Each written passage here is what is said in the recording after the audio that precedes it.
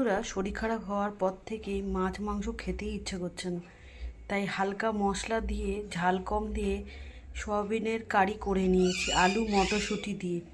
এর পাশে একটা টিয়া পাখি আছে, সব সময় চিল্লাই মা মা করে। দেখো কত সুন্দর হয়েছে। সব কিন্তু কাঁচা লঙ্কা দিয়ে রান্না, জাস্ট গরম গরম করেছি, ঢাকা চাপা দিয়ে রেখেছি। উপর থেকে সর পড়েছে, দেখো ধোঁয়াও উঠছে, দেখেছো তো। আর গরম গরম ভাত বসিয়ে দিয়েছি, এটা দিয়েই খেয়ে নেবো।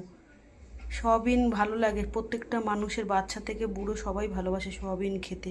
তাই এইভাবে সয়াবিন করে নিয়েছি। আর দেখো, এটা হচ্ছে কুমড়ো দিয়ে, উচ্ছে দিয়ে ছেঁচকি, একটু পেঁয়াজ দিয়েছি। আর বুঝতেই পারছো রান্না দেখে, যতটুকু তেল মশলা না দিলে নয়, ঠিক আছে। সয়াবিনের একটা গন্ধ থাকে, ভালো করে সেদ্ধ করে ভালো করে ভেজে নিয়ে করে নিয়েছি এরকমভাবে। খেলে হজমও হচ্ছে, কোনো অসুবিধা হচ্ছে না। আর মেডিসিন চললে তো বুঝতেই পারছো কত রকম অসুবিধা হয়, শরীর দুর্বল থাকে। তাই একটুকু তো খেতে হবে, তাই না বন্ধুরা? মনের জোর সবসময় আমার ছিল, আছে ও থাকবে। আর তোমাদের ভালোবাসা তো থাকবেই আমার সাথে। ঠিক আছে, রাখি। সম্পূর্ণ ভিডিওটা যারা দেখো তাদের অসংখ্য ধন্যবাদ। সবাই ভালোবাসা দিও, সবাই সবার পাশে থেকো। রাখছি, টাটা। আজকে সুচরিতার হিসেবে এইটুকুই। দেখা হবে অন্য কোনো ভিডিও নিয়ে, অন্য কোনো রেসিপিতে।